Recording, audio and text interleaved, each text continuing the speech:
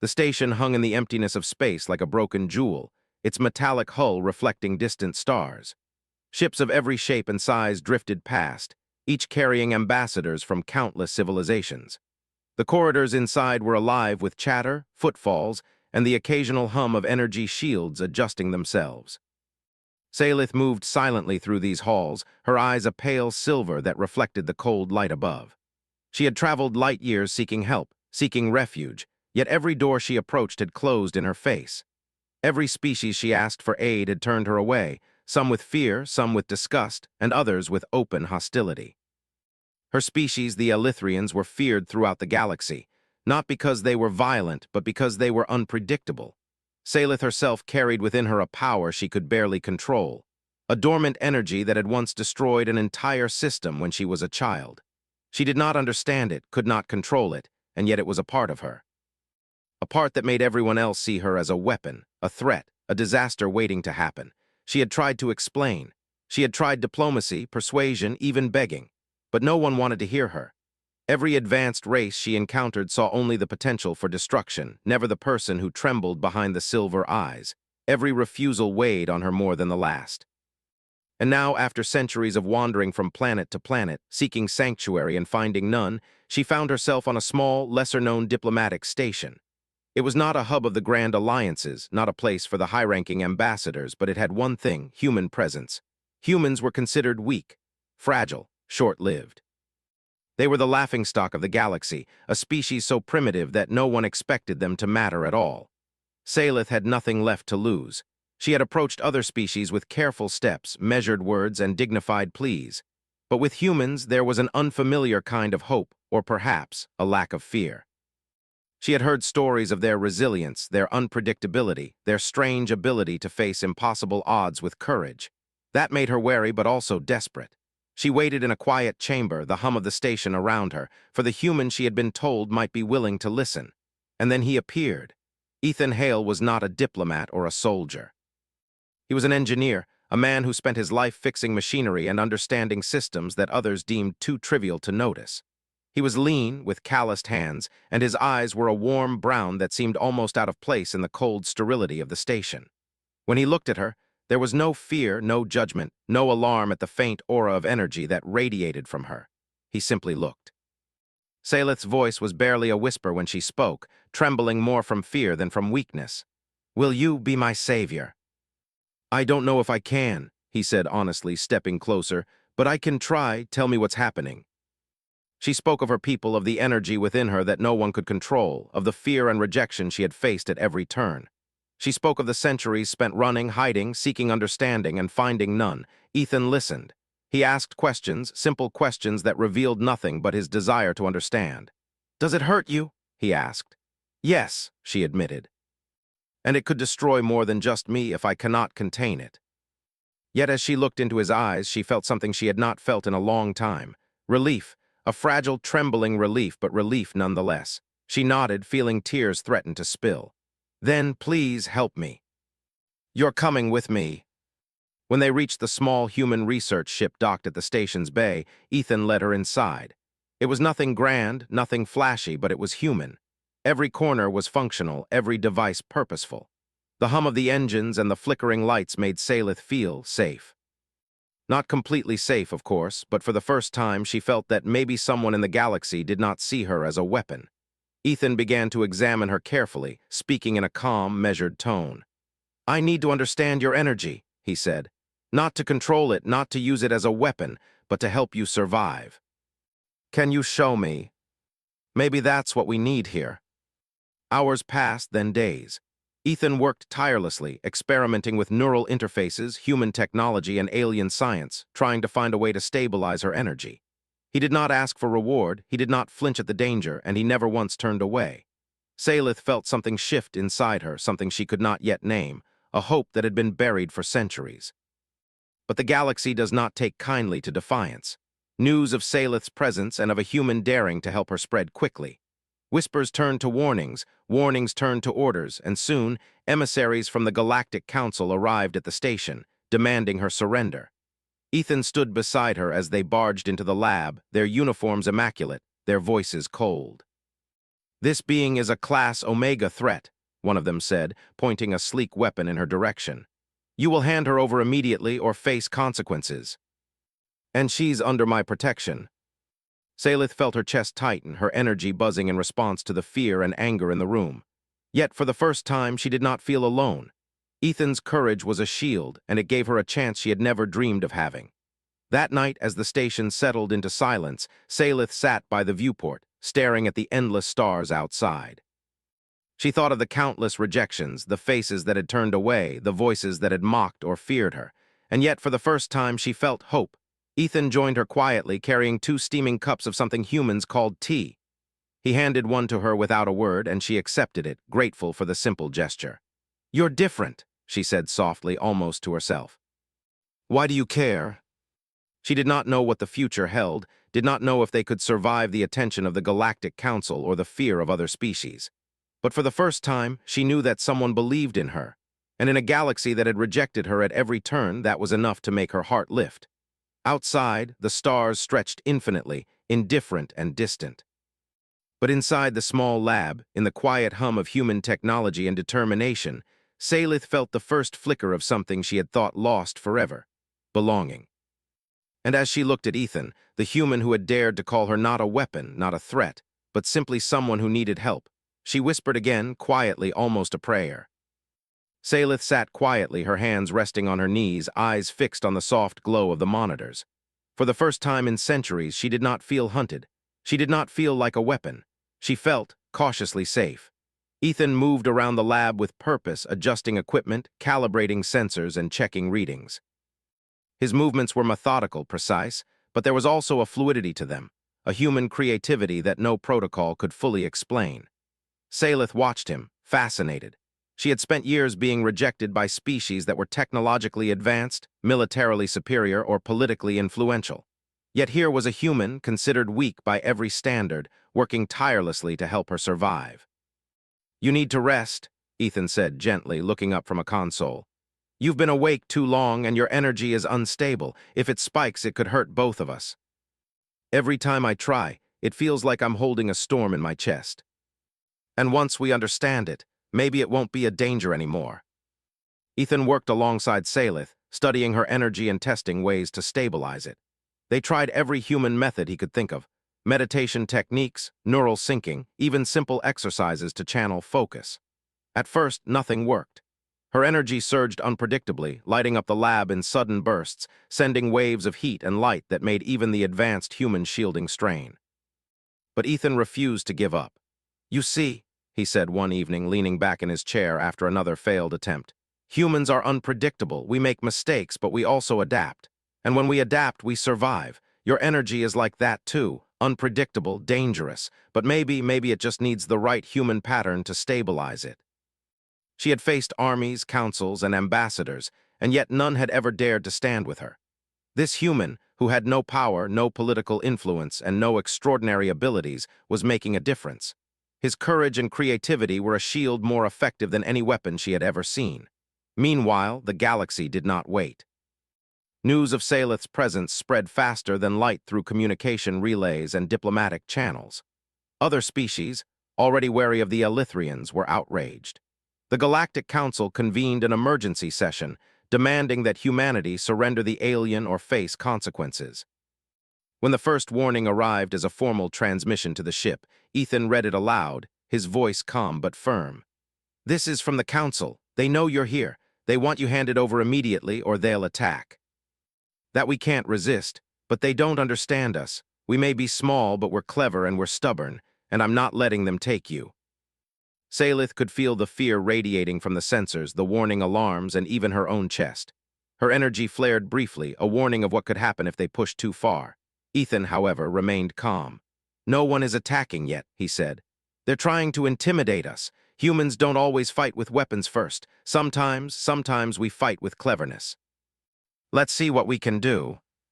Every time they tried to corner the ship, humans found a new way out, using their knowledge of engineering, improvisation, and sheer unpredictability to evade capture. Salith watched in awe. She had spent centuries being told that humans were weak, that they would fail against the galaxy's advanced powers. Yet here they were, not only surviving but protecting her, showing her that strength was not always measured in firepower or fleets. Strength was in courage, in adaptability, in the refusal to bow to fear. During one quiet moment, while the ship drifted in the shadow of a small moon, Salith spoke softly, almost to herself. "I never believed humans could matter. I never thought anyone would stand with me." She realized that her energy, which had been feared as a destructive force, could be something different when combined with humans' courage and unpredictability. Her power had always been a mirror to fear, and for the first time, someone was reflecting hope instead. The Council, however, was not patient. A larger fleet began to gather near human space, intending to force submission. The aliens underestimated human strategy. Instead of rushing into battle, Ethan and his team used sensors, satellites, and human ingenuity to observe the enemy, predict movements, and find weak points in their formation. Ethan worked tirelessly with a small human crew, coordinating defensive maneuvers that relied on logic, creativity, and improvisation rather than brute force. Salith assisted where she could, learning to focus her energy in precise ways, guided by Ethan's instructions. Each day, she grew stronger, not only physically but emotionally, bolstered by the humans' refusal to abandon her. One evening, as they prepared for another wave of observation drones sent by the Council, Salith asked quietly, "Why do you risk so much for me?" "For a being that others call a threat." "But we never stop trying." A Council battle squad arrived, demanding the ship surrender immediately.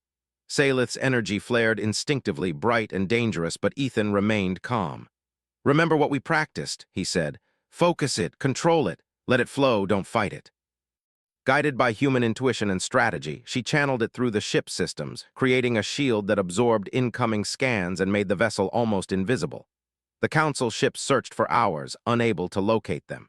Salith stared at Ethan, amazement in her silver eyes. You turned my energy into a shield." "Humans don't always need to be the strongest. Sometimes, all we do is show others what they are capable of." She sat beside the viewport, staring at the stars, feeling a warmth she had never known. For centuries, she had wandered the galaxy, rejected and feared. Now she had found someone who believed in her, someone who had shown her that even the smallest, weakest species could protect and save. Ethan joined her quietly, handing her a cup of human tea. She accepted it with a small smile. "You're different from the others," she said softly. "Why do you care so much?" She had spent centuries running from rejection and fear, and now, for the first time, she felt truly seen, truly valued. Humans were not weak. They were strong in ways the galaxy could not measure, in heart, in courage, in the refusal to abandon the rejected. And as she looked at Ethan, the human who had chosen to stand by her, she whispered quietly, almost to herself, "Maybe, this time I am not alone." And with that hope came the first real chance to survive, to live, and to discover what could happen when humanity refused to bow to fear. The human research ship drifted silently through the shadow of a giant gas giant, its engines humming softly as it prepared for the coming storm. From the monitors, Salith could see the Council's fleet gathering in orbit around the nearest planet, their warships glinting coldly in the starlight. Thousands of advanced ships, all armed to the teeth, were moving in perfect formation, ready to strike at a species they considered insignificant. Salith's chest tightened. The familiar fear she had carried for centuries rose like a tidal wave inside her. Her energy pulsed uncontrollably like a wild fire begging for release. "They will destroy us," she whispered, almost to herself. Ethan Hale, standing beside her at the viewport, put a steady hand on her shoulder. "They might think that," he said, his voice calm and unwavering, "but they don't understand humans. We're not the strongest, not in muscle or fleet size, but we're clever, stubborn, and brave when we need to be. And right now we need to be all three. They expect surrender, but humans don't follow expectations, they break them. Watch and learn." Salith focused her energy into the ship systems, stabilizing it and amplifying the shields in ways even she could barely comprehend.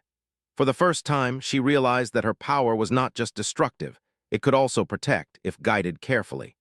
The Council ships fired a warning volley, energy pulses that could have vaporized the research ship in seconds.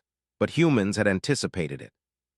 Using decoy signals, false energy readings, and precise maneuvers, Ethan guided the ship safely through the barrage. Salith marveled at the ingenuity. No brute force, no overwhelming firepower, just human intelligence applied perfectly in the moment. "This is incredible," she said breathlessly. Your people, you are not weak at all. But humans survive where others fail. We improvise, we adapt, and sometimes we find strength in places no one else would look. Small drones, equipped with holographic projectors, spread out into the void, creating hundreds of false images of the ship. Each drone transmitted a slightly different energy signature, making it impossible for the Council to locate the real vessel. Salith's energy flared in excitement as she guided it through the ship's systems. Together, they created a protective shield around the vessel that was stronger and more adaptive than anything she had ever experienced. For the first time, she felt a sense of control over her power, a glimpse of the potential she had feared for centuries. Hours passed, the human ingenuity of defense and evasion keeping the Council fleet at bay. Salith could not stop staring at Ethan, who moved among the consoles like a conductor orchestrating a symphony of survival. Every calculation, every adjustment, every decision he made combined science and instinct in a way no alien could replicate. But the Council was relentless. A larger strike team approached, sending massive energy pulses to force the ship out of hiding. Salith's chest burned as her energy surged in response, threatening to erupt. Ethan noticed immediately. "Focus," he said, his voice calm and commanding. "Channel it through the shields, let it flow, don't fight it." Slowly, carefully, she guided it outward, creating a protective dome around the vessel. The pulses from the Council ships bounced harmlessly off the shield, as if they had struck nothing at all. The human crew watched with awe. They had never seen anything like it, even after all the training and preparation. And for Salith, a wave of emotion washed over her, fear, relief, admiration, and something else she had not felt in centuries, pride. "You're amazing," she whispered. I've never seen anyone fight like this. And we're at our best when we protect someone who has been rejected, someone who needs us. That's why we're still here." Instead of just shielding the ship, she used her energy to create bursts that disrupted the enemy targeting systems, causing their weapons to misfire. The drones scattered, creating confusion among the Council fleet, while the human ship slipped further into shadow. For the first time, Salith realized that her energy was not a curse. It was a tool. It could protect, it could defend, it could even turn the tide in battle. And with humans by her side, she could control it, focus it, and use it for good. Hours turned into days. The Council fleet, frustrated by the elusive ship and its mysterious protector, began to withdraw slightly, reconsidering their tactics. The human crew celebrated quietly, knowing they had achieved the impossible, surviving an encounter with one of the galaxy's most feared forces without a single human casualty. Salith, exhausted but exhilarated, approached Ethan. "Your people, I don't understand. You are supposed to be weak, fragile, short-lived. And yet, you are stronger than any of them." She had spent centuries running, hiding, and fearing her own power. She had thought herself alone in the universe, a weapon no one could trust. And now, she was beginning to understand a truth she had never dared to imagine. Humans, the species everyone dismissed as weak, could change everything. The next morning, the human ship moved closer to the edge of the system, using the gravitational pull of a nearby star to hide its movements. Salith practiced channeling her energy more efficiently, guided by Ethan's instructions. Each time she succeeded, a little more of the fear inside her melted away. "You're getting stronger," Ethan said, monitoring the readings. "And so are we. Together, we're more than any one of us could be alone." Reports filtered back describing the ship's evasive maneuvers, the unpredictable strategies, and the strange, protective energy surrounding it. Whispers spread among the alien fleets. Humans might not be a threat in the traditional sense, but their unpredictability made them dangerous in ways no one had expected. For Salith, that realization was empowering. For the first time, she felt that she could survive, that her energy could be a force for good, and that humans were not just protectors, they were partners. She was no longer the hunted, the rejected, the feared. She was part of something greater, and she could feel hope for the first time in centuries. Ethan, seeing the change in her, placed a hand on her shoulder. "This is only the beginning," he said. "The Council thinks they can intimidate us. They think we're weak. But we've shown them what humans can do, and soon we'll show them that bravery, intelligence, and heart can be stronger than any fleet." But humans had shown her another way. They had given her a chance to survive, to fight back, and to discover a power she had never truly understood. And as the human ship drifted safely away from the immediate threat of the Council fleet, Salith knew one undeniable truth. The galaxy had underestimated humans, and that mistake would change everything. For the first time in centuries, she felt something she thought she had lost forever, hope. And with hope came determination. With humans by her side, she would face the galaxy not as a weapon, but as a force of protection, guided by courage, intelligence, and the unwavering strength of the human spirit. Together, they would survive. Together, they would defy the odds. And together, they would show the galaxy that humans, dismissed as weak and fragile, could be its greatest shield. The human research ship glided through the cold emptiness of space, its hull humming quietly as if the vessel itself were holding its breath. Salith sat near the control console, her silver eyes reflecting the blinking lights around her. For the first time, she felt a sense of control over her energy, yet something gnawed at her chest: exhaustion. The long hours of concentrating her power, combined with the stress of evading the Galactic Council, were taking a toll she could not ignore. Ethan Hale worked alongside her, moving between consoles, checking readings, and coordinating with the small human crew. His eyes were sharp, his hands steady, and his mind working faster than anyone she had ever met. Every move he made seemed simple, but she knew each one carried the weight of life or death, not just for her, but for everyone aboard the ship. "We've held them off so far," Ethan said, glancing at her, "but they won't give up. The Council doesn't know how to handle humans who refuse to obey." Each time she used it to shield the ship or to disrupt the Council's sensors, it drained her further. Her chest burned, her limbs trembled, and the waves of power inside her threatened to spiral out of control. If she continued without rest, she knew the consequences could be catastrophic, not just for herself, but for the humans who had stood by her. Ethan noticed immediately. "You're pushing too hard," he said. "We need a new approach. We can't rely on raw power alone anymore. And if you push yourself too far, you'll be gone. We'll lose you, and then all our efforts will be meaningless. We need to stabilize your energy safely. And I have an idea." Humans had ways of linking consciousness through technology, of sharing neural patterns to balance energy, synchronize reactions, and stabilize volatile systems. It was experimental, risky, and could potentially harm both of them, but it was the only chance she had to survive the next wave of the Council's assault. "You want to link our minds?" Salith asked, her voice trembling. Ethan nodded. "Not fully, just enough for your energy to find a rhythm with a human pattern. My mind can act as a stabilizer. I can handle it. I've trained for simulations like this before, but it's going to be intense." And yet here was a human willing to risk everything, including his own life, for her. The thought was almost incomprehensible. "If we do this, will it work?" she asked quietly. Ethan smiled faintly with that calm determination she had come to trust. "I don't know, but it's our best chance. And I've learned something about humans. We never give up, even when the odds are impossible." She gritted her teeth and focused, following Ethan's instructions. Channel don't fight, guide don't resist. At first, nothing seemed to happen. Her energy flared wildly, lashing against the interface, threatening to break the connection. Ethan's brow furrowed, but his hands moved with precise control, adjusting, calibrating, and guiding the flow. "Focus on my mind," he said calmly. "Let it sink, trust me." Through the interface, she could sense Ethan's mind, steady and unwavering, a beacon of clarity in the storm of her power. For the first time, she realized that her energy could be shaped, controlled, and focused, not by fear, not by force, but by trust.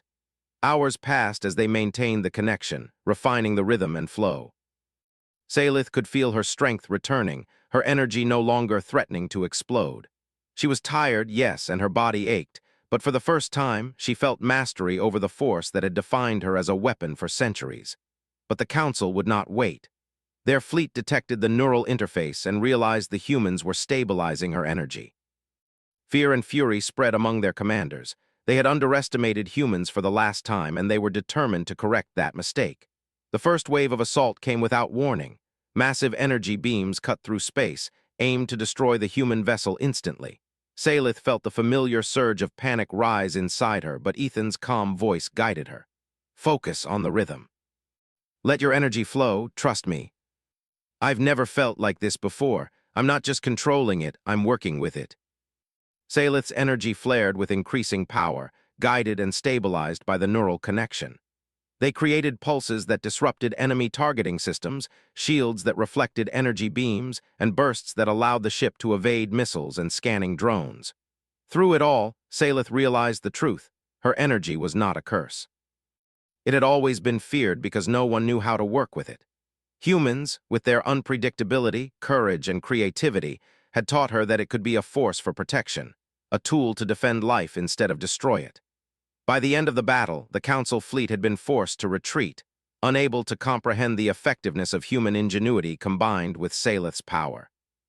The humans had not destroyed them, but they had survived, unbroken and stronger than before.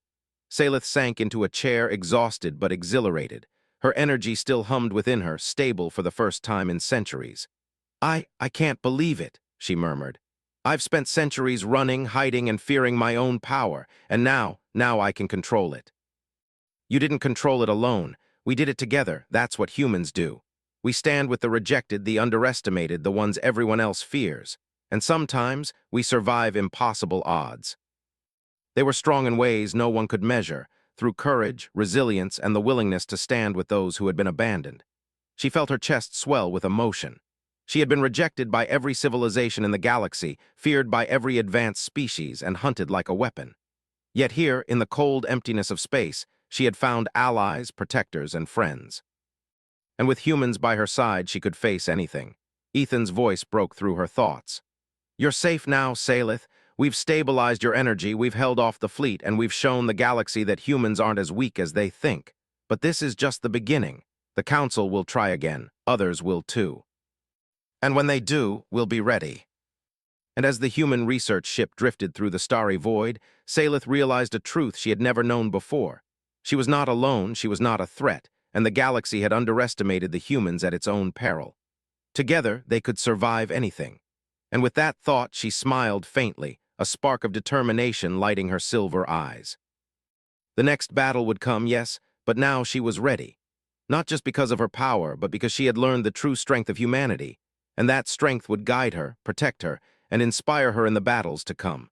The small human research ship drifted quietly through space, its engines humming softly as the crew worked tirelessly to repair minor damage from the last skirmish. Salith sat near the observation deck, staring at the swirling stars outside. Her silver eyes reflected the endless darkness, but for the first time in her life, that darkness did not feel threatening. It felt full of possibilities. She had survived attacks from the Galactic Council, evaded fleets that could have destroyed entire planets, and learned to channel the energy that had once terrified everyone in the galaxy. But the real revelation was not her power, it was the humans. Ethan Hale, the engineer who had risked everything for her, and the small crew who had followed his lead, had shown her a kind of strength she had never known. Strength not measured in fleets or weapons, but in courage, creativity, and compassion. Ethan approached, holding 2 cups of steaming tea. He handed one to her with a smile that was both tired and proud. "You've come a long way," he said gently. Salith accepted the cup, her fingers brushing his for a moment. I never believed anyone could stand with me," she admitted. "Everywhere I went, I was rejected, feared, or hunted, and yet here I am, alive, safe, thanks to you. We survive because we stand with each other, and with those no one else will. You're not just surviving because of me. You're surviving because you trusted us and we trusted you." Something I thought was gone forever. She had seen the Council's fleets, witnessed alien technology far beyond human comprehension, and yet it was humanity that had given her the greatest chance to survive. She realized now that her power, feared and misunderstood, had never been the problem. It was the way the galaxy refused to understand it, and refused to understand her. Humans, however, had taught her something she could never unlearn. Hope, courage, and partnership could amplify her abilities in ways no weapon ever could. Suddenly, the ship's sensors blared. A fleet of Council ships had returned, larger and more aggressive than before. Salith felt the familiar surge of fear and panic in her chest, but Ethan's calm presence steadied her. "Get ready," he said, moving to the main console. "They've underestimated us once. We'll make sure they regret it this time, not with destruction, but with intelligence, strategy, and heart." Her energy, now stabilized and amplified by her connection with Ethan, formed a shield around the ship that absorbed and deflected the beams. She guided it carefully, not in panic, but with precision, following the rhythm they had developed together. The humans reacted quickly. Drones launched to create multiple false images of the ship, while small, agile craft executed maneuvers that the Council could not predict. Every move was precise, every adjustment calculated, yet unpredictable to the enemy.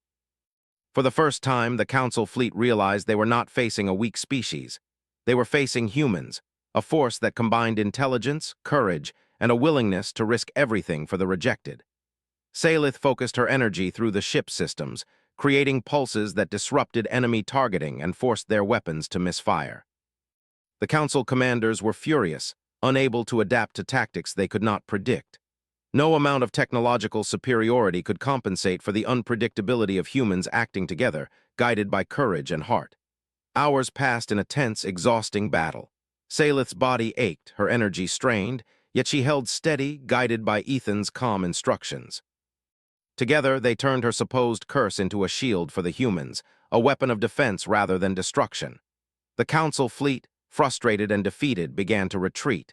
Their arrogance had blinded them to the true strength of humanity, unity, intelligence, and the courage to stand with the oppressed. When the last Council ship disappeared into the distance, the human crew erupted in quiet celebration. Salith sank into a chair, exhausted yet exhilarated. For centuries, she had been alone, feared, and hunted. Now she was part of something greater. Humans had given her not just life, but purpose. They had shown her that her power could protect rather than destroy, and that her existence had value beyond the galaxy's fear. Ethan approached her again, sitting beside her. "You did it," he said softly. "You controlled your energy, you protected us, and you survived. Together, we've done what no one thought possible. Humans taught me to trust, to focus, and to stand strong even when the world rejects you. My power is nothing without guidance, without trust, without courage. All of you saved me not just physically, but emotionally, spiritually. That's all." Humans had survived impossible odds, protected the feared and rejected, and proven that strength came in forms no one had expected. Salith felt tears welling in her eyes. She had been rejected by everyone, hunted by the galaxy's most powerful forces, and feared for her very existence. And yet here she was, alive, strong, and more than she had ever believed possible, all because of humans. She turned to Ethan. I can't thank you enough. You saved me when no one else would. I thought I would die alone. I thought my existence meant nothing. But you humans have shown me that life is more than survival. It's about connection, trust, and courage. But humans, we stand with the rejected. We give hope when no one else will. That's what we do, and that's why we're still here. Now she understood the truth. Life was defined by those who chose to stand with the vulnerable, the rejected, and the misunderstood. Humans had given her not just life, but meaning. The Council would return, she knew. Other species would challenge her, fear her, or try to control her. But she no longer felt helpless. She had allies, protectors, and friends who valued her for who she was, not for the power she carried. Humans had proven that courage, ingenuity, and heart could defy even the most powerful forces in the galaxy. Salith stood and walked to the observation deck, looking at the stars stretching infinitely before her. For centuries, she had wandered alone, afraid, and rejected. But now she understood something new. Survival was not enough. Life was about connection, trust, and the courage to face the impossible. Ethan joined her quietly, placing a reassuring hand on her shoulder. "We'll face the galaxy together," he said. "You're not alone anymore." And maybe humans are not weak after all. They are the ones who protect, who fight when everyone else gives up. They are the saviors I never expected to find. Salith realized that humanity's greatest strength was not its technology or weapons. It was its heart. Its will to stand with the ones who had been rejected, feared, or forgotten. And as the ship drifted forward into the unknown, Salith knew that the galaxy had underestimated humans at its own peril. They were clever, brave, and unstoppable in ways no one had expected. And together, humans and she could face anything the universe might throw at them. For the first time in centuries, Salith felt truly free. Her energy was no longer a curse. It was a tool, a shield, a force for good. Her heart was no longer burdened by fear. It was filled with trust, courage, and gratitude. And her eyes, once silver with fear and sorrow, now shone with hope and determination. She turned to Ethan, her voice quiet but firm. You didn't just save me. You showed me what it means to survive, to live, and to fight for what's right. Humans, you are extraordinary. And you are proof of what happens when we refuse to give up." The stars stretched endlessly ahead, indifferent and cold. But Salith no longer feared them. She had found allies, protectors, and a new understanding of strength. Humanity had shown her that courage, intelligence, and heart could change the fate of the galaxy. And for the first time in her long life, she felt truly hopeful. And as she looked at Ethan, standing beside her with quiet pride and unwavering determination, she whispered softly, almost as a promise to herself. When everyone rejected me, one human reminded me what it means to survive. And together, we will face the galaxy unbroken, unstoppable, and free.